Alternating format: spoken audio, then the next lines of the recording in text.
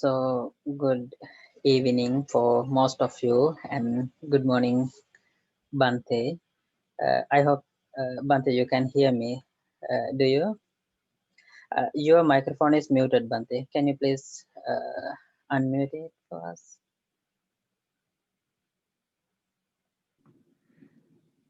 Yes, we can hear you. Okay, great.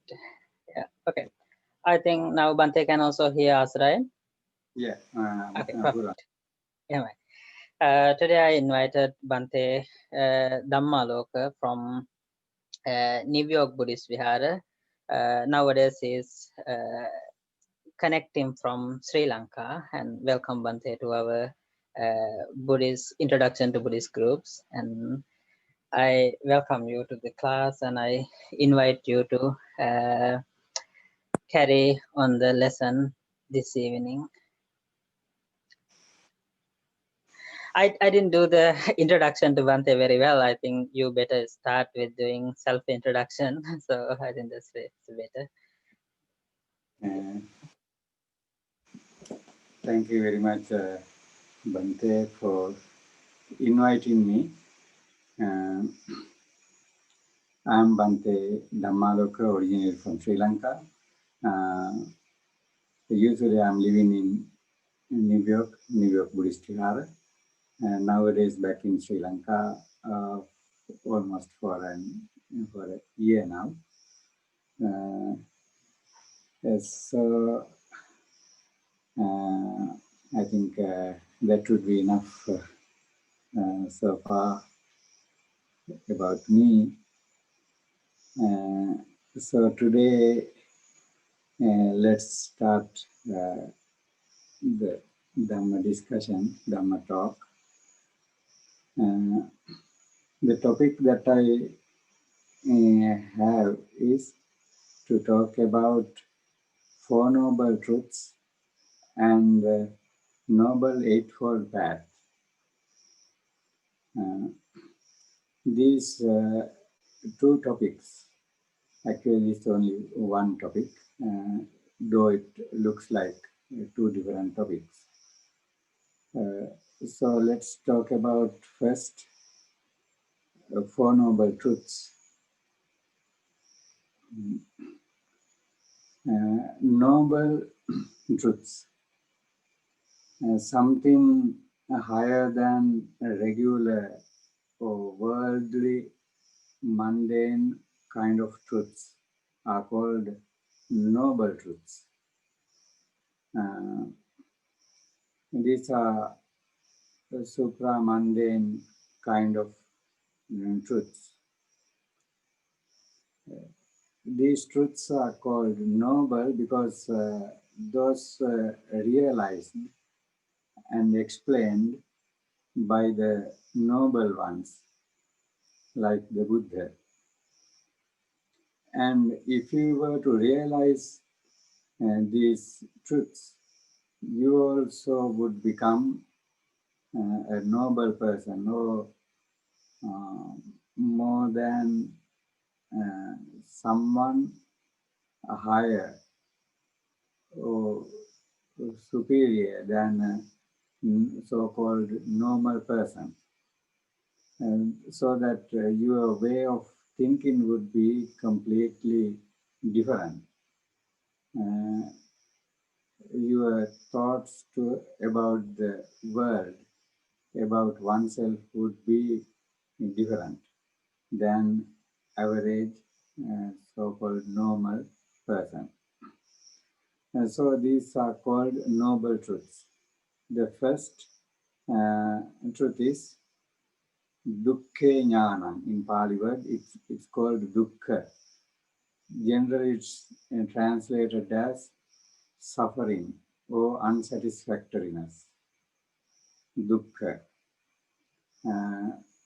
The Buddha, in his first Dhamma discourse, Dhamma Cakkappavattana Sutta, explains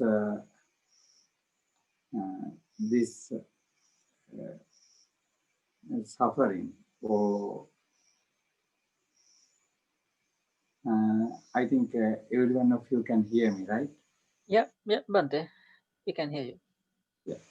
The first one is called dukkha or suffering or unsatisfactoriness.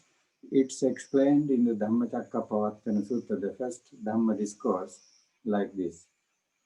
Jatipi dukkha, getting birth is suffering. Jarapi, then aging, getting old, is suffering.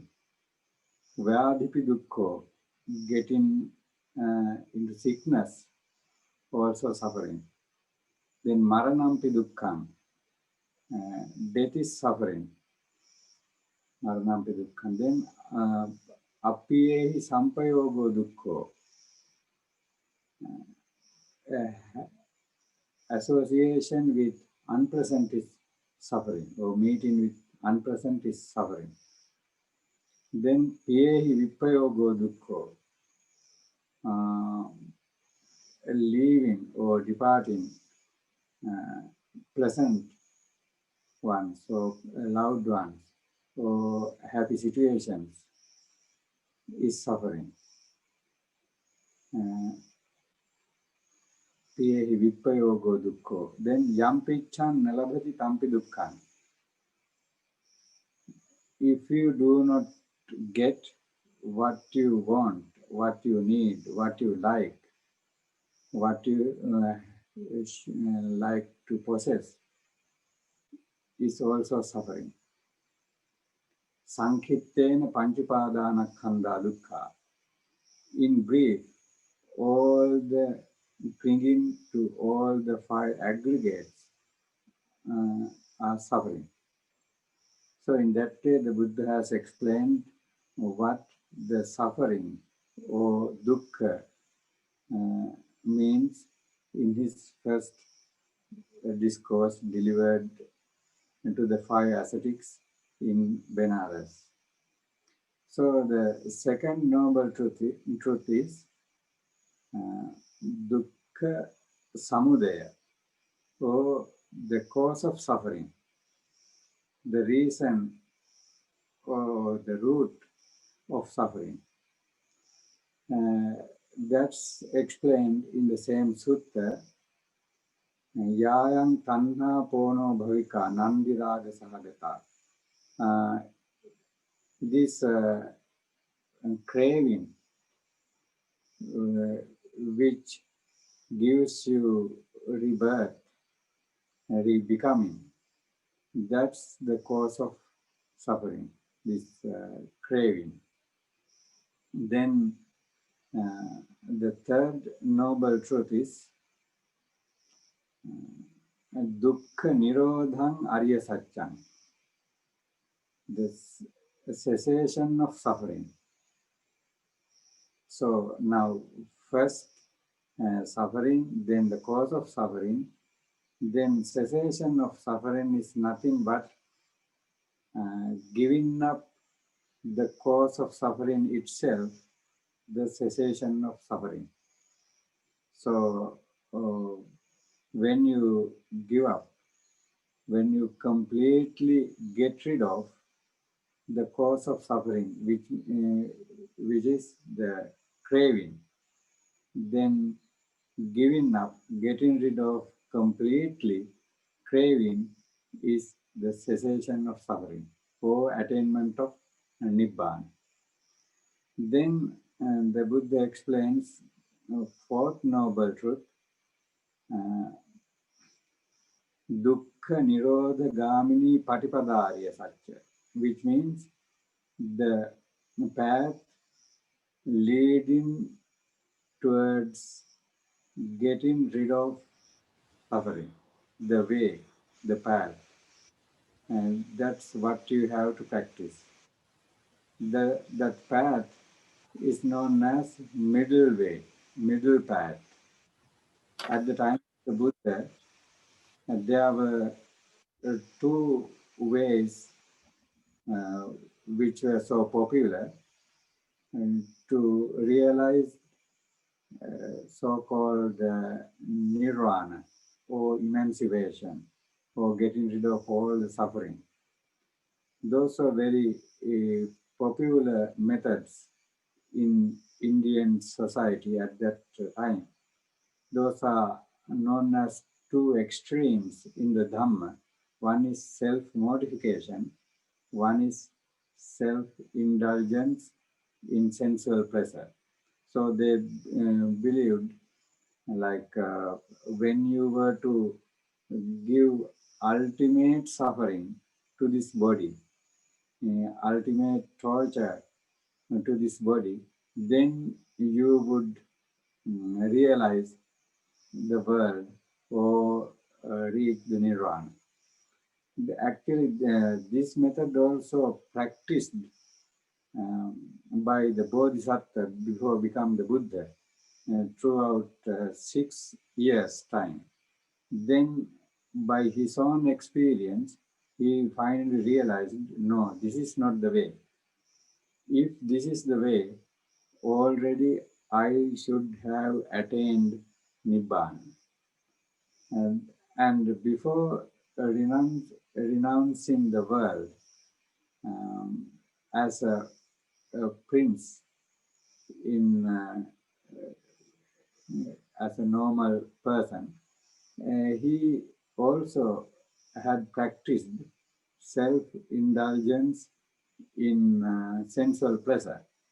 So already he knew, even before renouncing the world, renouncing the palace, that it also was not the way to get rid of suffering.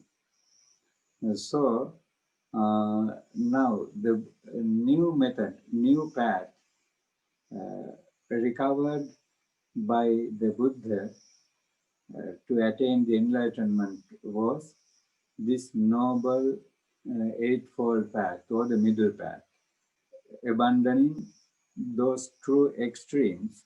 The Buddha found this path. It's known as the Noble Eightfold Path. So, in short, I'm going to explain what this Noble Eightfold Path. Then I think we can discuss if we want on any point. So, the first I'm going to just mention those 8 items, 8 limbs of the Noble Eightfold Path. The first one is Samma Ditti. Samma Ditti means a right view or right understanding. Then Samma Sankappa, right intention or right way of thinking. Then Samma Vacha, right speech.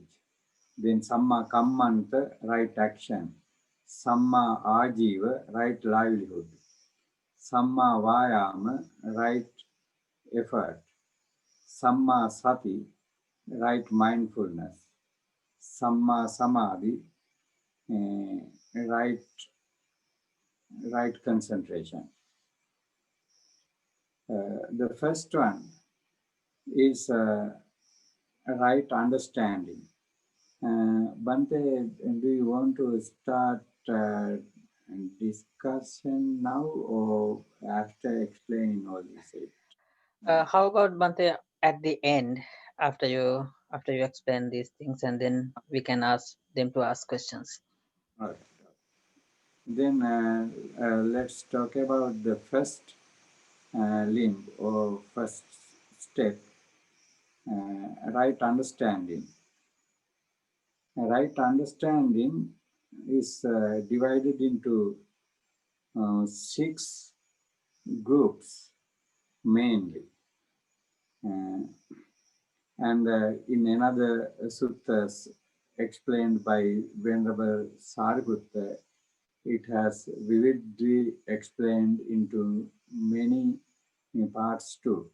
Here, in very simple way, we can divide this right understanding into 6 groups. The first one is Kammassa Kata Sammaditthi. which means having knowledge on the karma or karma and its result, so that you would have kind of knowledge on the volitional actions that you do, and you would have kind of understanding the result of every single volition action that you do by your speech, body, or mind, so that you would know if I do good result would come to me. If I do bad, the results would be bad, like that. So that's known as kammassa kata sammaditthi. Then chatusacca sammaditthi, which means the knowledge on the Four Noble Truths that I briefly explained before. Knowledge on Four Noble Truths itself is the first limb, first step of the Noble Eightfold Path. So you can see now how directly connected these two things, Four Noble Truths and Noble Eightfold Path. So without the Four Noble Truths, you cannot talk about Noble Eightfold Path. Without Noble Eightfold Path, you cannot talk about the Four Noble Truths, because the first step itself of Noble Eightfold Path is nothing but the Four Noble Truths. So Chatusacca Sammaditthi, the second and kind of the second limb of the right view. Then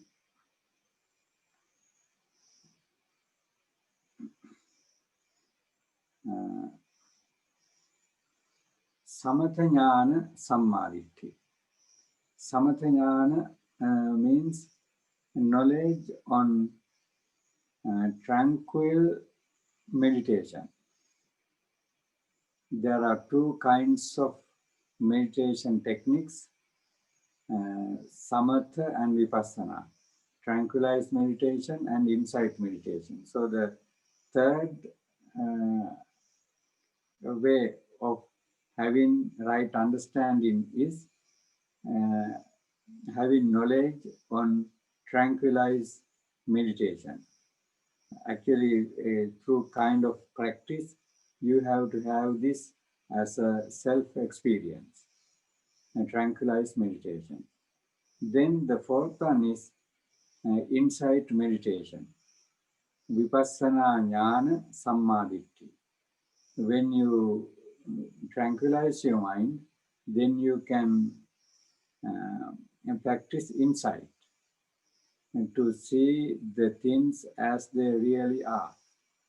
So that's that also part of this right view or right understanding. So the fourth one is insight meditation. Then the fifth one is magga sammaditthi. There are two things known as magga and phala. Magga means the path leading towards Nibbana. Phala means the result. So magga sammaditthi means knowledge on this noble eightfold path itself is magga sammaditthi. Then phala sammaditthi, when you go on this path, when you practice this noble eightfold path, you get the result by attaining the enlightenment. So that's known as phala, samma ditti. So in these 6 ways, you can develop your right view or right understanding. Then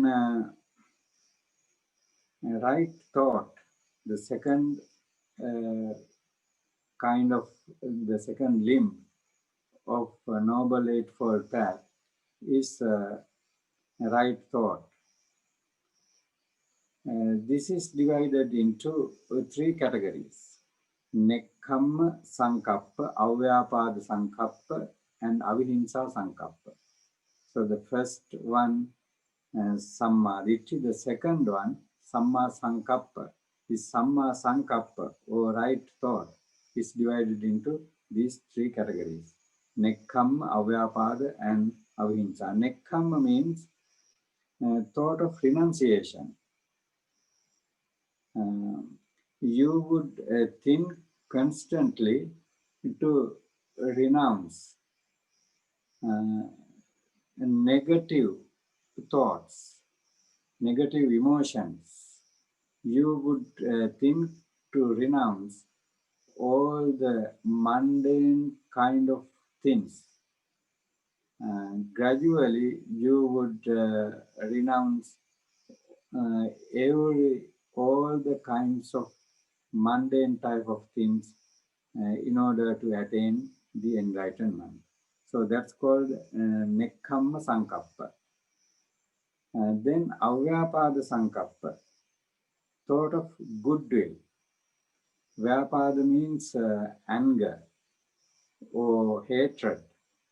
The opposite word is Avyapada, goodwill, benevolence, or loving friendliness. So when you have thought of Avyapada or goodwill, then you are practicing right way of thinking. Then Avihimsa Sankappa, thought of not harming.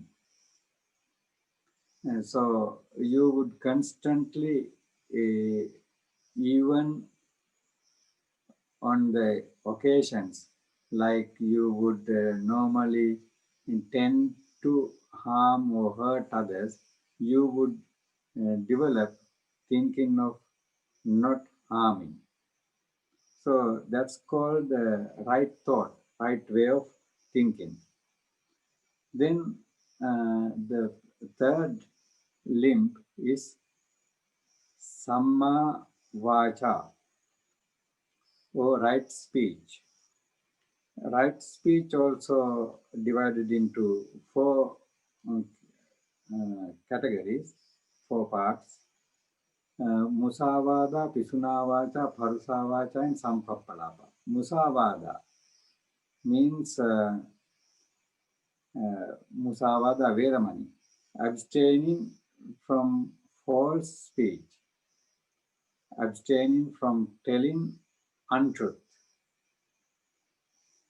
So you would practice not to tell any lie. Actually, that doesn't mean you have to tell the truth all the time. There may be certain things that you don't want to tell others. You can keep on not telling that, but you can never tell untruth. So that you have to be wise when you are practicing this precept, and not to tell lies, abstaining from telling untruth. Then Pisuna Vacha. Pisuna Vacha means telling things to separate others who are in peace and harmony, to separate. If you were to use your words to separate others, that's called Pisuna Vacha. Then Parusa Vacha, not to tell harsh words. words to hurt others, abusive words. So abstaining from that kind of harsh words is called Parsa Vacha Veramani. Then Sampappalapa, which means to abstain from using useless words, gossiping. That's called Parsa Vacha. Sorry, Sampappalapa. So to abstain from lying, then using malicious words, abstaining from using harsh words, and abstaining from using useless words. By that way, you can practice the third limb of Noble Eightfold Path, right speech, or Samma Vacha. Then, Bante, yes. do you have access to the chat box? Can you see the chat messages over there? Actually, I'm using this iPhone, so it's Okay, there is a question. Someone asking, what about the white lies? You can see it over there. yeah, white lies. Actually, that also not accepted in the Dhamma, because when you start to tell white lies, then there wouldn't be any limit. The Buddha advised his own biological son, monk, Venerable Rahula, when he was very young. He advised not to tell a lie even for a joke. And further he says that with the person who tells lies, there is nothing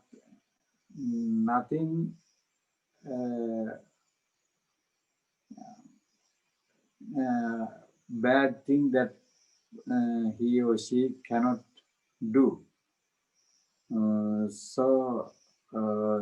And that's not accepted in the Dhamma, even so-called white lies too. So you have, that's why you have to think in a different way, and not to tell what you don't want to tell, but even without telling so-called white lies. Okay. Then right action, Samma Kammanta. This is threefold, or you can separate it into three kinds. Panatipata, Adinnadana, Kamesu Michachara, Veramani. Panatipata means abstaining from killing, hurting, or harming any living being. And then Adinnadana, abstaining from stealing, or abstaining from taking, abstaining, not taking which is not given to you. Then Kamesu Michachara Veramani, abstaining from illicit sexual indulgence, abstaining from sexual indulgence, wrong way of indulgence in sex. That's called Samma Kammanta, or right action. That's the fourth limb of the Noble Eightfold Path. The fifth limb of Noble Eightfold Path right livelihood, or samma ajiva. It's explained like this. Miccha ajivam pahaya samma ajivena jivikam kappeti, which means giving up wrong types of livelihood, one would live in correct way of livelihood. There are certain kind of money making ways not accepted in the Dhamma. Like if you were to sell weapons to hurt, harm, or kill others, humans or animals, then that's not accepted. That's not considered as right way of living. Also, selling business, doing business on like poisons to kill others or kill even insects. And that's not accepted in the Dhamma as a way of right livelihood. And also, at the time of the Buddha, there was like selling as servants or to put in work, selling even people, men and women, as slaves. That also not accepted as a right way of living. Any kind of way of earning money by hurting, harming, and disturbing others physically or mentally is not accepted. So that even selling drugs, which makes intoxication, or selling alcohol, which leads you heedlessness, that kind of business is considered as wrong way of living or livelihood. So you have to give up those wrong way of livelihood and live your earnings, earn your livings in right ways, like maybe government service in good places, and also good business that way, or also farming. Not even also in farming, there are ways of killing animals. Besides that, you can do your living in righteous way. Then the sixth limb is right effort. Samma kammantas, samma vayam, right effort. Right effort. This is also divided into 4 parts. When you have a wholesome thought, the effort to keep that wholesome thought. When you have unwholesome thought, the effort to get rid of that unwholesomeness. When you don't have a wholesome thought, the effort to develop wholesome thoughts. When you have unwholesome thoughts, when you don't have unwholesome thoughts, then the effort that you make not to arise those unwholesome thoughts. In these ways, you have to keep your right effort. Then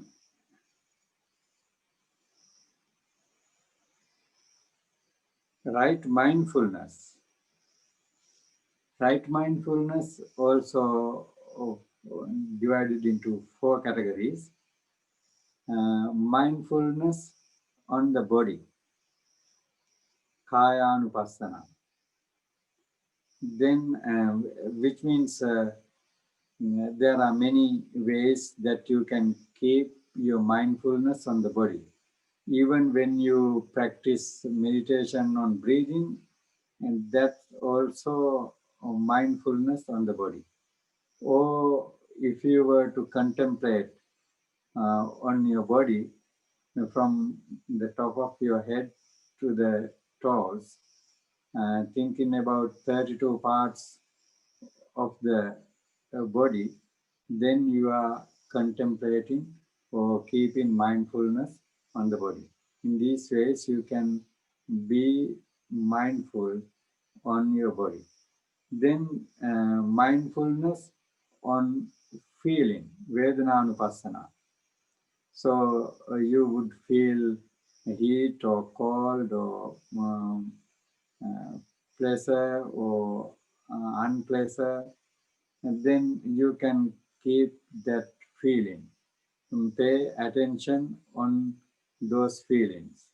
So without any discrimination or judgment, you would observe and be aware and be mindful on your physical feelings. That's called mindfulness on feeling, Vedananupassana. Then Chittanupassana, which means mindfulness on the emotions, mindfulness on the mind itself, mindfulness on thoughts. You might get angry, then without discriminating that this is good thought or bad thought, you would be mindful, be aware on anger as anger, on loving friendliness as loving friendliness, on concentrated mind as the mind concentrated, on the mind which is scattered here and there as it is, mind with good thoughts as it is, mind with um, unwholesome thoughts as it is. You would just notice, be aware, and be mindful on your own thoughts, your own emotions. And that's called Chittanupassana.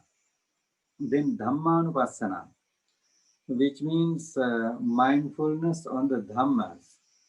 Here that also explained in many ways, like when you were to think according to the Four Noble Truths, that also Dhammanupassana, and many other ways according to the Dhamma. When you were to think, then that's called Dhammanupassana. Then that's called right mindfulness. That's the 7th limb of Noble Eightfold Path. The 8th one, the last one, is right concentration, Samma Samadhi. Samma Samadhi, or right concentration, basically divided into 4 groups, 4 categories. Attainment of jhanas, or when your mind is completely absorbed in the jhana, that jhanic level is called right concentration or Samma Samadhi. The first jhana, the second jhana, third and fourth jhana. And for now, I would explain the first jhana. It's known as Vitakka Vichara Piti Sukha Ekaggata. There are Um, five words are there to explain how the first jhana is. Vitakka means when you were to meditate, you would be able to focus your mind and realize your meditation subject.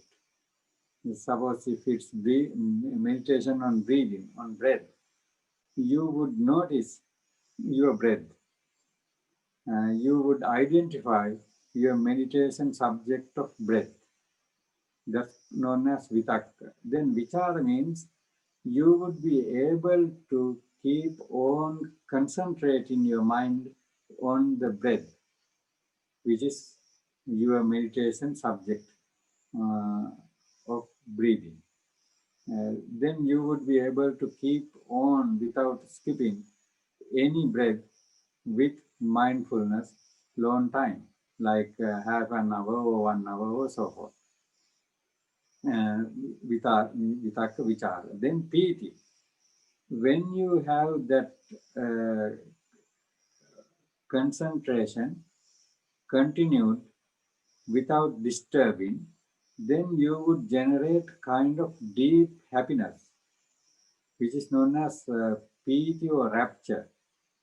That nature is also there with the first jhana, rapture. Then piti sukha, comfort. Together with that rapture, you would feel even physically kind of comfort. Even physically you might be sick, but overcoming that sickness, you would feel kind of comfort, sukha. Then ekaggata. Ekaggata means one-pointedness of the mind. So opposite word of ekaggata is vyaggata, which means multi-pointedness of the mind or many-pointedness of the mind. Our minds are multi-pointed or many-pointed all the time by taking many things into us through the doors of eyes, ears, and the nose, etc., those senses. But overcoming these sensual feelings, that person would be able to make his thoughts, his or her thoughts, one-pointed, completely concentrated. That's called one-pointedness of the mind, ekaggata. So when your mind is with these five qualities, then you are at the first jhana. That way you would develop all the four jhanas. Then it's known as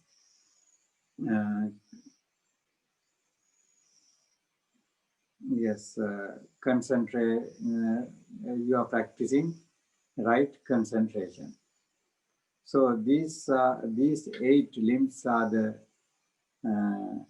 limbs of noble eightfold path. I think you might have by now kind of understanding on what's Four Noble Truths and Noble Eightfold Path. Any questions? So you can direct to the Bhante. Any questions? I think better to ask questions verbally rather typing here. You can raise your hands, anyone, if you want to ask a question.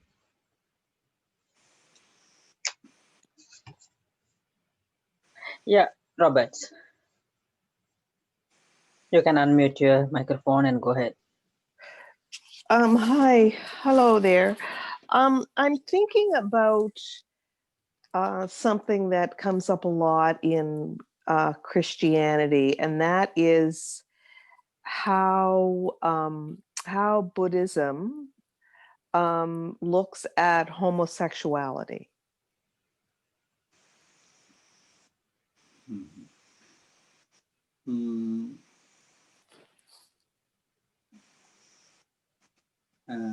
It's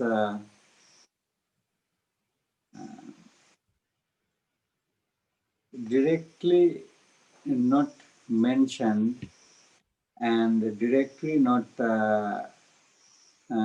taught. It's any kind of unwholesome or wholesome, but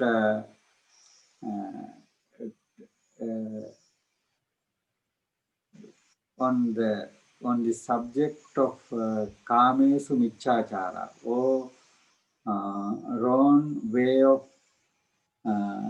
sexual indulgence, it says like this: you cannot have sex with as mostly even in Christianity or other religions, like with the ones who are husbands or wives of others, or with the ones who are protected by their parents or some other guardians, or with the ones who promised themselves not to have sex. In that way, it's explained, but it never talks about having sex with same or opposite sex. So here it's more important, I think, regardless of same sex or opposite sex, having thoughts of loving friendliness is accepted and appreciated in the Dhamma. So nothing is against that homosexuality directly mentioned in the Dhamma. Of course, in other ways, one can say it's biologically or according to many other social ways, but in the Dhamma, that also wholesome or unwholesome thoughts that people would generate in their minds according to the way that they practice it.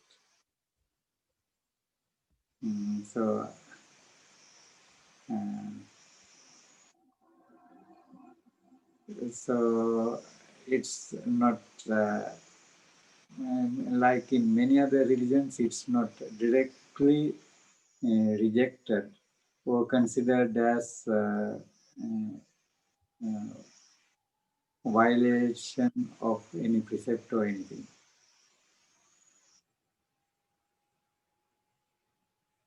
Yeah, thank you, Bhante. And also, that's a good question, the Roberta's question, and we can discuss it even next week, because we are discussing wholesome and unwholesome actions in Buddhism in next week with Bhante Kusala, and probably we can go a little deeper into that one next week.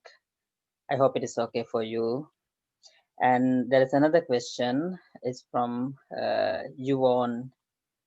Please go ahead, Yuan. Hi, Bhante. Yeah. Bhante, I have a few questions. First one is, would it be possible to make the reference or the sutta numbers available for all the wonderful teaching Bhante just shared, please?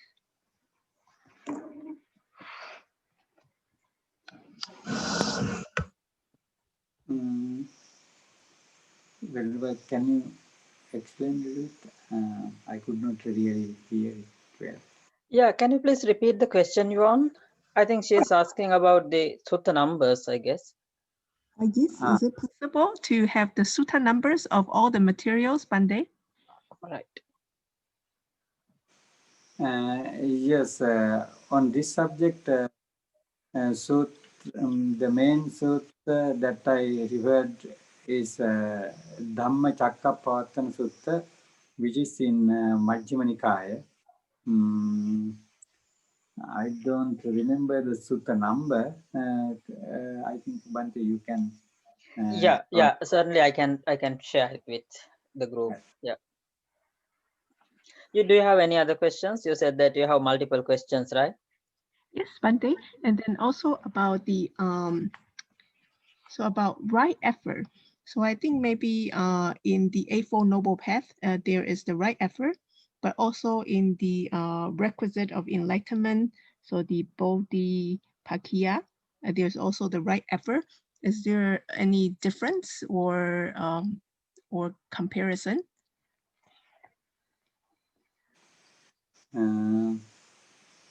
Noble Eightfold Path and the 37 requisite of enlightenment. Okay. Bodhipakkhiya. Yeah. Actually, that's the same thing, same effort. Yes, virya.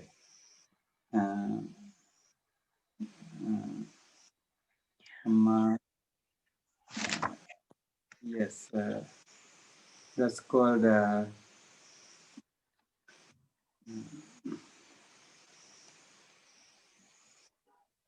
Samma Vayama. Yes, right effort. Right effort.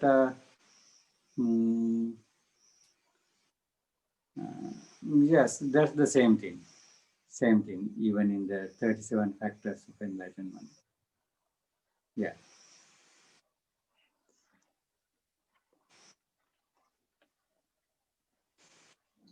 Do you have any other questions, or should we go to some other person?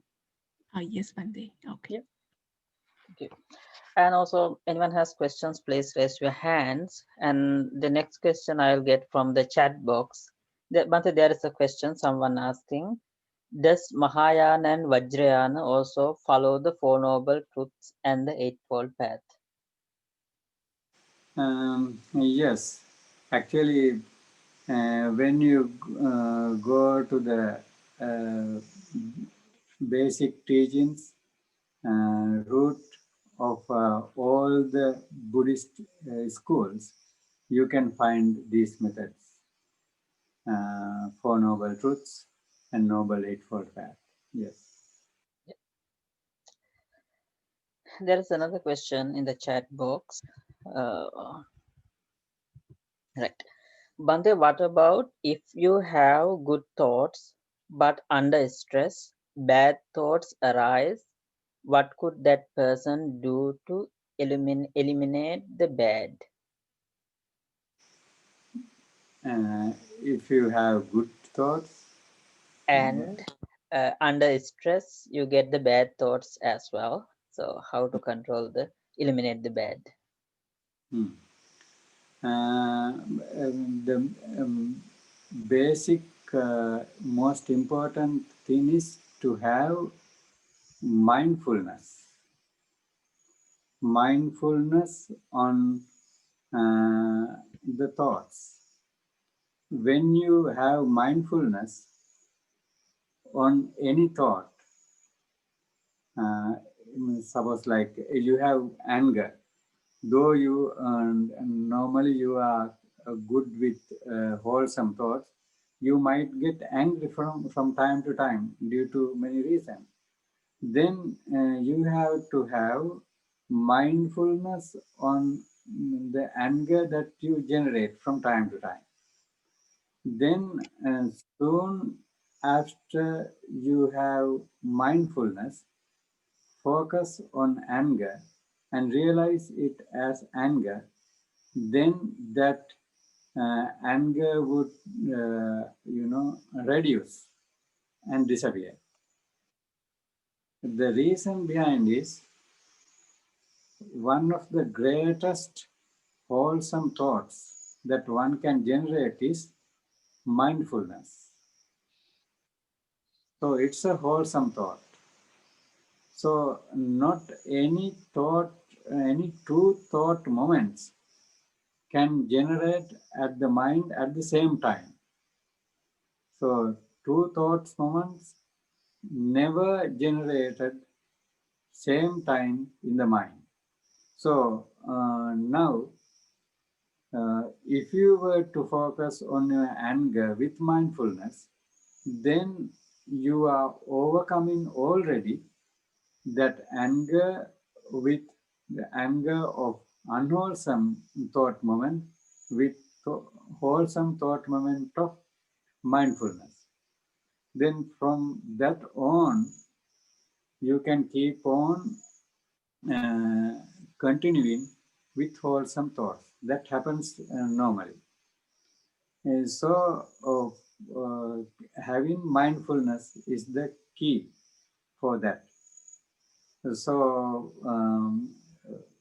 when you are angry at the beginning, you would be able to focus on that, be mindful with that. When you are already very much in anger and when it's going to be reduced. But when you keep on the practice of mindfulness, then finally you would be able to focus on your mind when you are about to get angry.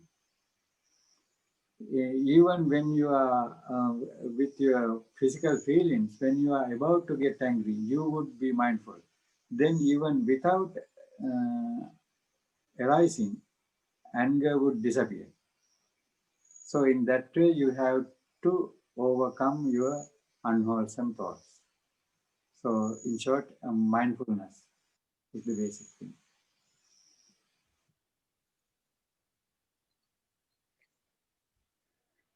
Yeah. Any other questions? Yeah, Bandula Mahathya, you can go ahead.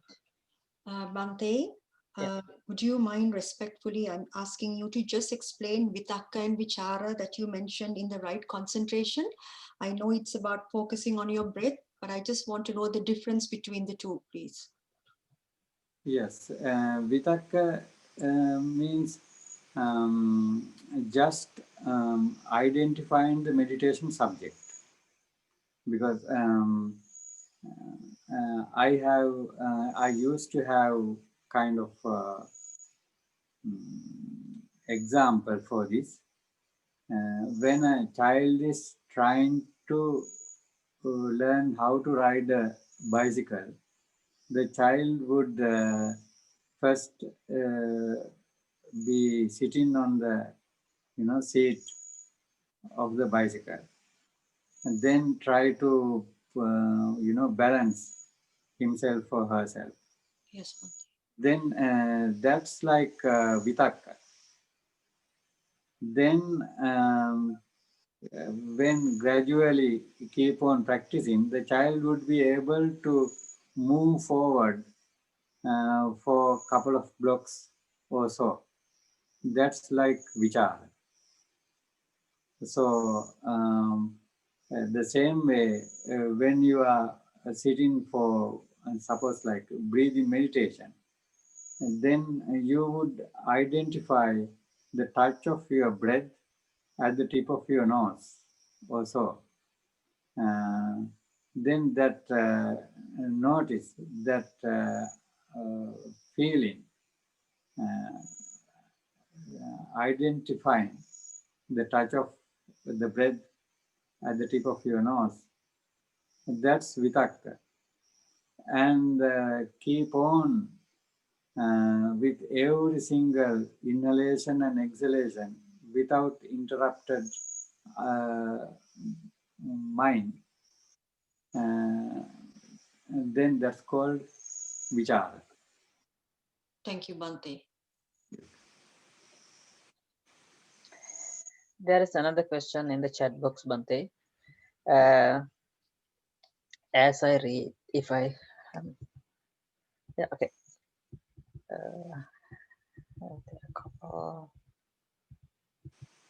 Okay. We should not kill or harm animal. we should or we should not kill and or harm animal. So does it same meaning as should we become a vegetarian to not harm animal? So the question like we should or we should not kill the animals. So it that means as we should become a vegetarian to not harm animal. Yes, that also widely uh, talked subject in many ways. Well, let's see what the Buddha said directly on this. Um, uh, it's all the time it's good if you can to be vegetarian in many ways, health reasons and other many reasons. But in the Dhamma, it says you cannot. The main thing is um, not to kill, hurt, or harm any living being. So, suppose if you are going to eat a piece of fish or so, already it's there. So you would not consider it as a living thing.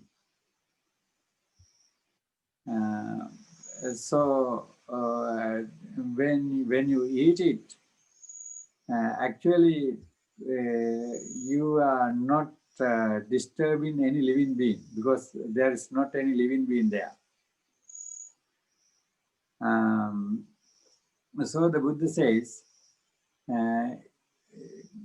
do not kill even for eating, and do not eat even meat if you know that it's killed for you personally.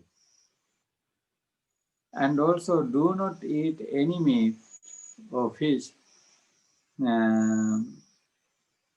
if you have any doubt if it's killed personally just for you. If you have any doubt, do not eat it. It's not recommended by the Buddha to eat.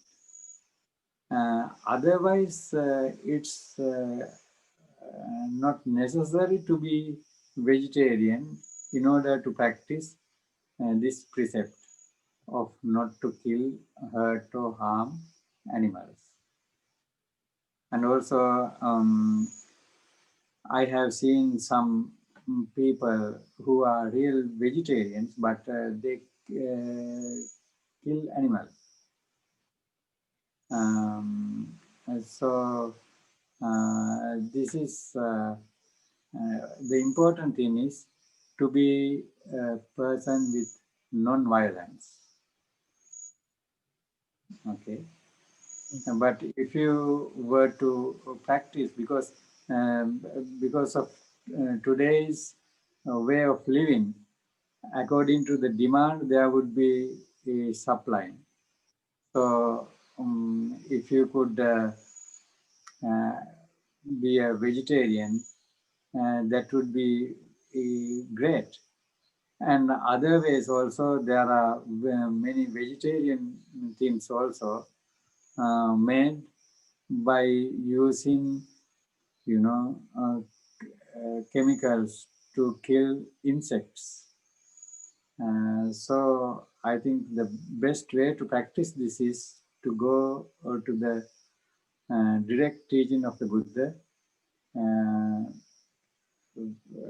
and consider if it's killed for you, just for you, or if you have doubt, or directly killing and eating, not to do in that way. Okay. Yeah. Any other questions?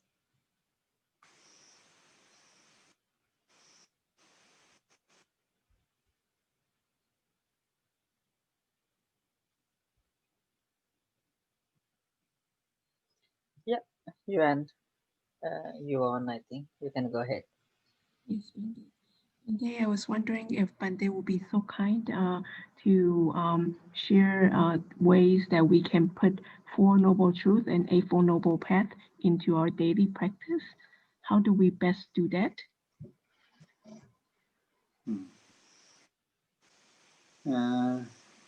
Yes, in day-to-day practice, in daily practice, you know, Noble Eightfold Path is divided into three categories so that you can practice it in a certain method called Sila Samadhi Panya. The first category is Sila or discipline, self-discipline or morality. Then Samadhi, concentration. Then Panya, wisdom. So morality, concentration and wisdom. So you can start with morality, which means Samma Vacha, Samma Kammanta, Samma Ajiva.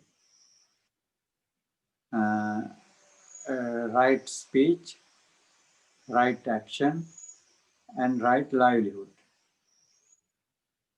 With every physical or verbal action, you can concentrate if you are practicing according to those precepts. Not to tell lies, not to use harsh words, not to use malicious words, not to use useless words, and also not to kill, hurt, or harm animals, and not to, wrong way of sexual indulgence, and not to take intoxicants. In that way, that's your morality. So you can apply this into your day-to-day activities. And then that's why people would observe 5 precepts. Those are not to kill, not to steal, not to have sexual misconduct, not to lie, and not to take intoxicants. Those are the 5 basic precepts that we can practice, observe and practice. At the beginning, you might not be able to practice completely 100% according to all these precepts. But you can, through to, your mind and through to your heart, you can see which are the ones that you can observe and practice. You can start with them. Then at the end of the day, you can rejoice on not harming, not using bad words, etc.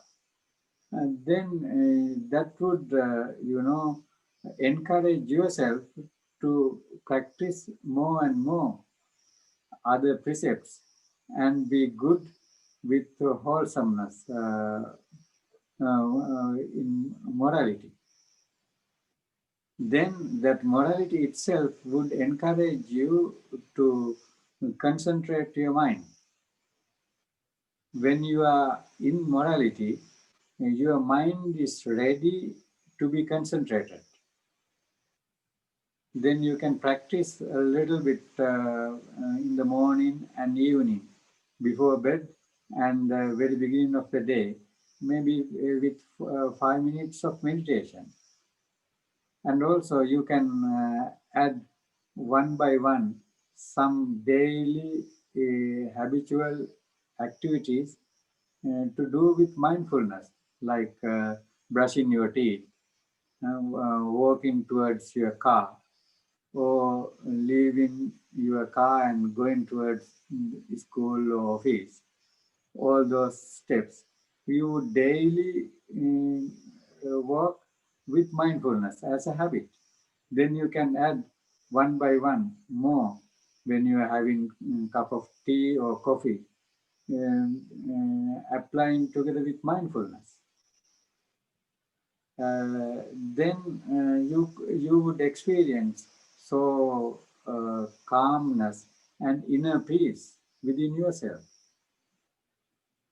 Then that kind of mind is ready to experience insight and try with insight meditation to see as the world, the life really it is. Then that's called insight. That way, gradually, you can practice. You can start with something little, something very easily that you can put into practice and keep on practicing in that way.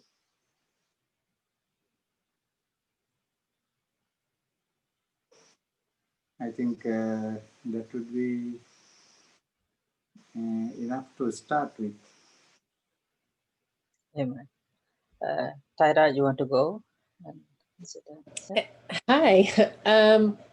I just kind of had the question about, I know that it's not in this specific, it's not in like Theravada Buddhism, but it's another thing that has come up in Christianity that has also come up in Buddhism is that there have been like multiple sexual abuse scandals in some Buddhist sects. And when I tell people that I'm practicing Buddhism, so a lot of the times they go, "Oh, isn't that, wasn't there like a sex scandal that came up about sexual abuse?" And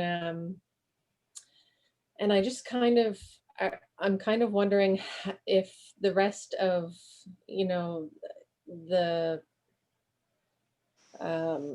Buddhism communities kind of addressed those scandals in other parts of Buddhism, and if, you know, if there's a right answer to give to people who might be put off by the abuse scandals.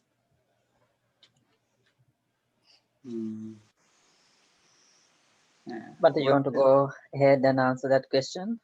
Yeah, what that it was not a little bit clear. Yeah, actually, she's referring something. I think that's happening in Halifax. I don't want to say names. I better you take off that name from the chat box. Actually, she's mentioning something happened in the Halifax community. Some Buddhist groups. One of the Buddhist groups, leader of one of Buddhist groups, had some kind of accusation from the community that he had involved in sexual misconduct or something like that, and that's the most famous Buddhist groups in Halifax. So then probably that's why that's what maybe she's mentioning here, and she's referring maybe that one, and when she's saying she's Buddhist, and probably most people think that she's from that particular Buddhist group. So that's why maybe she has the problem that how Theravada tradition refer the sexual scandals in other Buddhist groups or something like that. Yeah, I think in as I mentioned also in Theravada Buddhism, I think even real Mahayana and Tantra and other schools too. Maybe now there are maybe some other branches which have gone away from the basic original teaching of the Buddha. But in Buddhism, it's one of the precepts that you have to observe and practice, and not to have sexual misconduct. That's one of the basic 5 precepts, the 3rd precept. And so you have to respect others, being in that ground. So, and also, in order to spiritually develop, you have to, one of the key things that you have to give up is sexual misconduct. So sexual misconduct would be one of the greatest hindrance for your spiritual practice. And so by observing precepts in morality, when you are practicing morality, you have to control and tame and realize and practice according to. Then furthermore, when you develop concentration, the second step of practicing Noble Eightfold Path, concentration, then within yourself, you should be able to tame your mind and concentrate. There are certain meditation techniques too to handle that sexual feelings and control your mind. So that way, like meditation on 32 parts of the body, when you practice it, you would be able to understand the real nature of the body, and as a result, you would be able to overcome that overwhelming sexual feelings too, so that it would be helpful for your morality too. Then through panya, through wisdom path, you can really penetrate within yourself through your getting rid of that feeling completely. So in that way, in the Dhamma, this is taught how to handle in morality, concentration, and wisdom. So that one's sexual feelings would not be disturbing to oneself as well as others, to the society. That way, I think in all the Buddhist schools, those are taught, and that's how the teaching of the Buddha. Yeah. Thank you, Bhante. And I think if you don't have any more questions, we can conclude the session. Okay, maybe this would be the last question. It's from Yuan. Go ahead, Yuan. Sorry, Bhante. So last question. If one cannot go to the temple to observe the 8 precepts, is it possible to do at home? Yes. If you can go to the temple, since its atmosphere is for that kind of a spiritual practice, yes, that would be best. But you can practice it even at your home. It's better if you at your home, if you have separate room or separate place for that spiritual practice of meditation. You would develop even at your home kind of better atmosphere with your spirituality. Yes, you can do that even at your home. Yeah, since Yuan asked that question, actually most of the Sri Lankan Buddhist temples in Sri Lanka and in North America and elsewhere, they offer a monthly program normally for the full moon day, or the closest Sunday for the Sunday to the full moon day for the 8 precepts observances day. So you can connect with your local temple and get maybe those nowadays they are doing, most of us doing online observances day. So you can connect with the local temple and observe with connected to the temple online. I think that's enough for today, Bante, and thank you so much. And as I mentioned in the beginning, the Bante is connecting today from Sri Lanka, and as many of you know, it is very early in Sri Lanka. I think it is 4 a.m. in Sri Lankan time, and I was keep